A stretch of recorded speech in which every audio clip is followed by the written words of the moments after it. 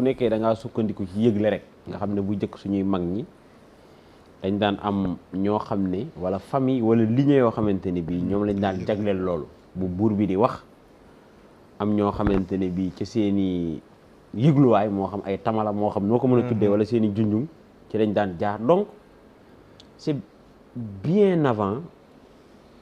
ci forme bi ñu koy defee nii nga xam ne 1856 waaw am na man liir naa sax 1605 17e siècle te sax gën na ko sori parce que 1000 boo nee 1000 c'est après Jésus-Christ donc bi alxuraan di wax ci dans la sourate les appartements am ñu ko moomale par exemple les communicants moomale ko journalistes yi in jaakum faasiqun bi naba'in fatabayyanu an tusibu qawman bi jahalatin fa tusbihu ala ma fa'altum nadimin loolu investigation dafay dugg recoupement dafay dugg parce que yàlla foofu mu ngi wax ni kañ ci yéen moo bëgg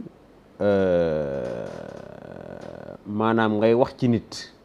wax goo xamante ne bii yow la ngay wax day waroo ak li nga xamante ne moo nekk dëgg bu ngeen jàkkaarloo ngay kersaw fa tusbihu ala ma fa'altum nadimin ngay rëccu quoi donc presse naturellement lu yàgg la yàgg naa fi wax aussi tamit Thomas Jefferson mi nga xam ne mii moom da daan lëlu lu bëri nit ñi di ko xaar salle d'attente ak ya cay aju nga xamante ne c'était pas n'importe quel président même si n'importe quel président amul des États-Unis bés benn collaborateur am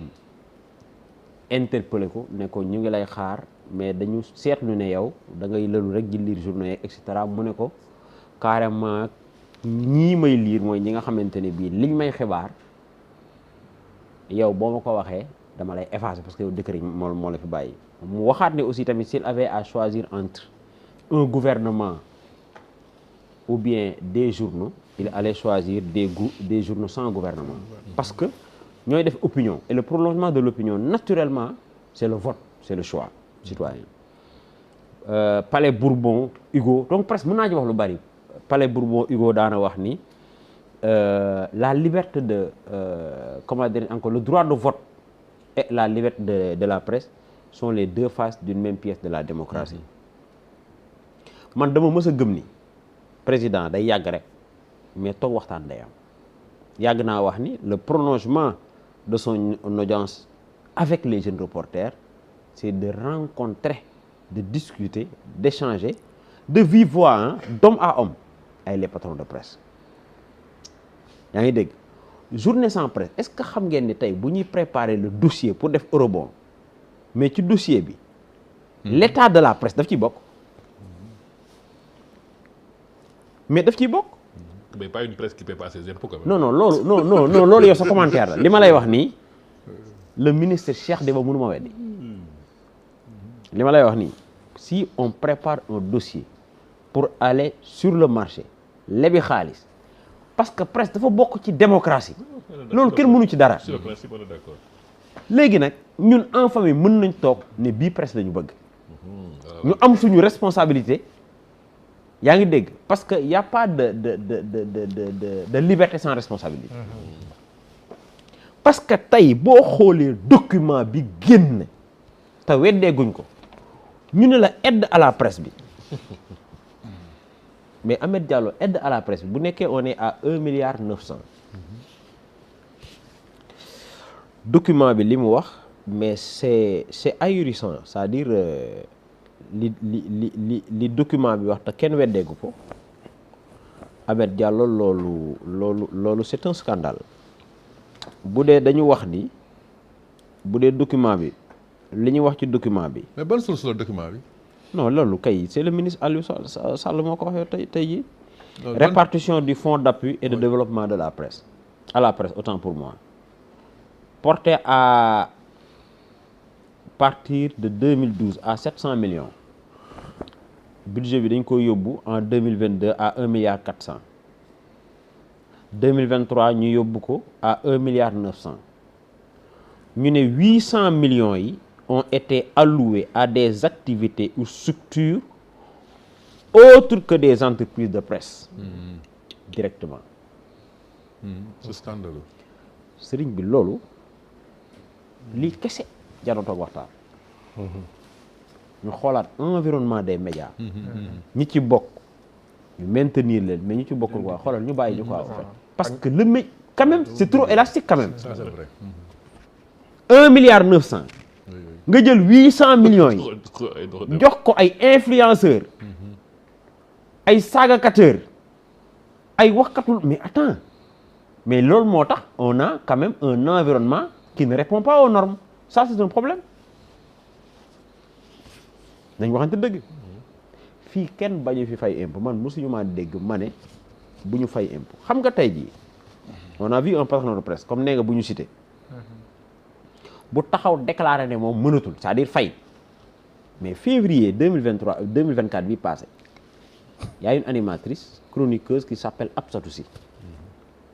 nekk Canal Plus c'est le tribunal du commerce de Nanterre qui l'a déclaré comme une faillite qui a déclaré que elle est en faillite personnelle mais loolu tribunal moo koy décider mais yow doo nekk patron de presse nga xëy ne mënatul après nit ñi toog mais tu as créé une entreprise qui répond au droit c'est-à-dire une entreprise de droit sénégalais mais mënoo xëy rek déclarer banqueroute te tribunal waxu ko c'est là où j'interpelle aussi tamit le ministre moi je pense que notre ministre quand même doit avoir plus d'initiative doit prendre davantage d'initiative parce que loolu bu ko maanaam fin juillet bi promoteur bi acté loolu waroon na activer ay services am ñu xool loolu nu mu demee dañ wax dëgg aussi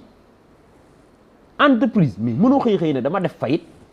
wala defatuma rentabilité te du tribunal du commerce ou bien un tribunal boo xamante ne bii il a ses prérogatives pour moom moo koy prononcer moom mooy wax sentence boobu parce que il y voit des emplois que vous avez créés parce que tey yi dañu waxante dëgg amul benn inspecteur des impôts boo xamante ne man ci li ma xam ci li ñu leen jàngal buy ñaan yàlla am entreprise bu faillite parce que am ay juróom ba at mi jeex moo gën at mi jeex amoo dara ñoom dañ leen koy jàngal da ngay ñëw ñu jàppale la accompagner la ba nga grandir et cetera et cetera léegi nag toujours dans le document mais ñi nga xam ne pendant des années ils ont fait des prélèvements te Ahmed Diallo versé wuñ aussi tamit loolu ñoom lan la ñuy wax bu ñu jàkkaarloo ak Diomaye lan lañ koy wax lan la ñuy wax waa koñ ba lan la ñuy wax waa palais nañ waxante dëgg document bi dafa wax lu am solo sur les contrats xam nga moom contrat rek la wax waaye léegi man document bëggoon naa mu wax ñu les types de contrats aussi c'est important dans le document ban genre de contrat parce que tey lii dafa mel ni sondage la quoi c'est-à-dire question fermée la question fermée tey jii retraite IPRES 86% amuñu cotisation 14% ñoo am cotisation mais Ahmed tu imagines liggéey pendant 40 ans dans une entreprise man tey j'ai discuté avec un colonel de la douane ñu waxtaan mu may nettali benn anecdote nit koo xam ne dafa liggéey dans une entreprise ba retraité dem di fay ko ñu ne ko amoo fi dara Ahmed même si tu es en activité rek tey jii nga dem wala nga jot message sa messagerie par exemple bancaire nga jot ko ci sa téléphone notification nga gis ne wàññi nañ la 10 000 rek mais sa bilan dafay faussé tu imagines tu travailles pendant 40 ans nga dem di fay ko ñun la amoo fi dara xoolal régularité du paiement des salaires 54,20% nee nañu les salaires les paiements des salaires ne sont pas réguliers 54 xoolal fii disposez-vous d'un exemplaire de votre contrat 61,70% nee nañu amuñu ko mais fii dama bëgg ñu gën ko creuser comme li sëñ Cheikh doon bind naan taammuq maanaam ñu gën ko xóotal ñu wax ñu ban tibu contrat la cotisation sociale prise en charge médicale 86% nee nañ amuñ ko léegi nag débat bi nekkatul ñoom seen digganteeg ay Sonko yooyu de maanaam débat bi fi mu nekk nii ñun ak ñoom la quoi au fait parce que ñun ay acteurs des médias lañu d'accord naa moratoire d'accord naa ñu tirer ko dans la durée mais ñoom aussi li ñu prélevé il va falloir bu ñu demee plateau jàkkaarloog Diomaye ñu wax ko ñoom fa la ñu ko dugal d'accord parce que aussi tamit loolu mooy fulla beneen bi je l'ai noté quelque part je pense que c'est ce que j'avais. ak sa demande d'explication bi Soleil tam war nga ko ci wax de. Ban demande. waa Soleil bi ñuy doog a falu ñii ni sa opinion yi nga doon joxe yi doon contre joxuñ leen demande d'explication. Donc je pense que c'est ce que j'avais à dire. Juste pour répondre à monsieur Camara. ñun Soleil.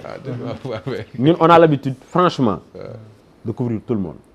ñun on n'a pas am na ku fi ñëwoon fii keroog gis naa ko keroog muy critiquer le Soleil. En 2021, je me souviens très bien, il a fait la une du Soleil.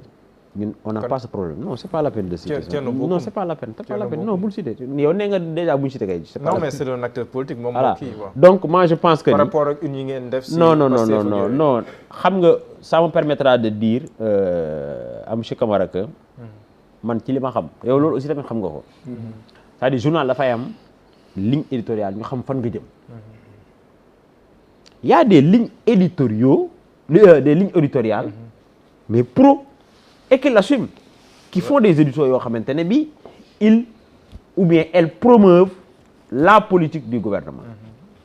d'autres modérés d'autres qui sont des lignes radicales et qui l'assument Libération CNews et qui l'assument loolu awma ci problème mais xam nga lan moo bon te yàlla tere ko yonent bi tere ko mooy parparloo ba pare il faut être honnête quoi dans la vie. Tu défends le gouvernement, tu l'assumes en toute honnêteté. Tu ne défends pas le gouvernement, tu utilises des éléments de langage, mais il ne faut pas manipuler les gens. Par exemple, da ngay gis benn journal boo xam ne il dit le premier ministre bon dignité bi ñu ko waroon jox au Mali bi mu demee joxuñu ko ko wala dignité bi ñu ko waroon jox bi mu demee Rwanda joxuñu ko ko alors qu'il n'en est rien du tout. absolument Qu'il n'en est rien du tout aussi. Loolu aussi tamit mais c'est pas du journalisme nañu waxante dëgg. Le journaliste il doit être honnête. Tu dis les faits, tu dis la vérité. Bu gouvernement bi defee loo xam ne defu na nga wax ko bu defuwul nga dénoncer ko wala nga critiquer ko dans les normes édictées par la réglementation. Donc encore une fois, l'État ne peut pas aller sans la presse, mais aussi tamit la presse ne peut pas aller sans les pouvoirs publics. C'est ça la